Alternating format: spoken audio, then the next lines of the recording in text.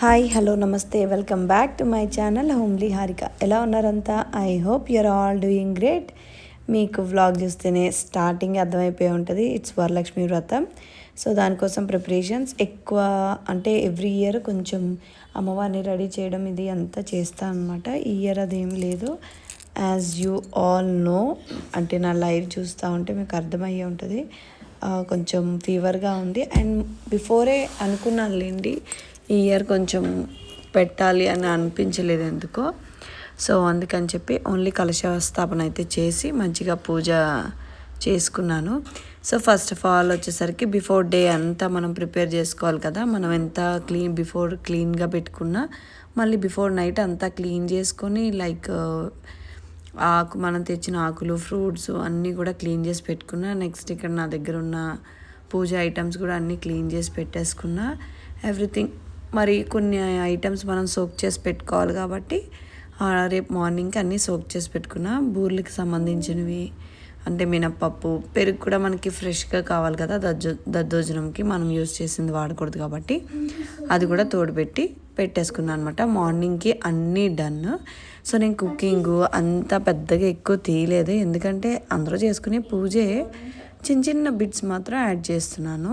So ఇది కూడా ఎందుకు అంటారా, అంటే యూట్యూబ్ పెట్టిన తర్వాత everything we need to capture కదా.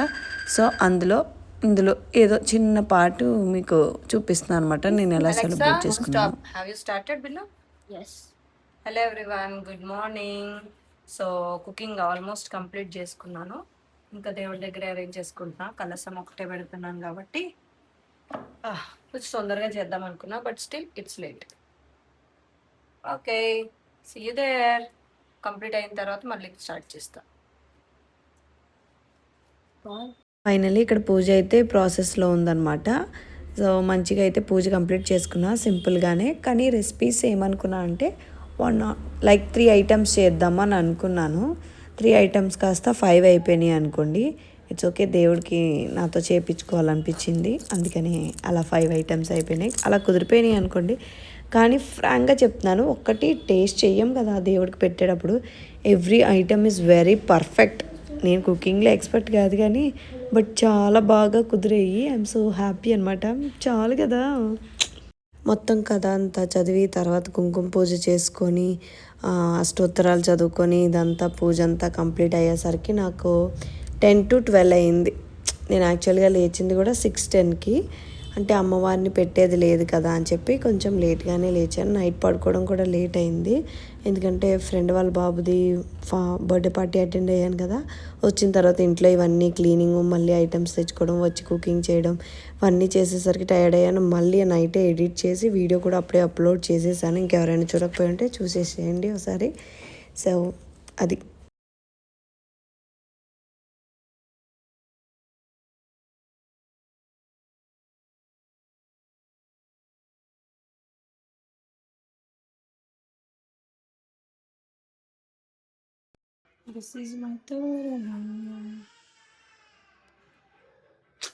ఇక్కడ ఎగ్జాక్ట్గా మా హస్బెండ్ ఇన్నర్ వాయిస్ నేను మీతో షేర్ చేస్తాను.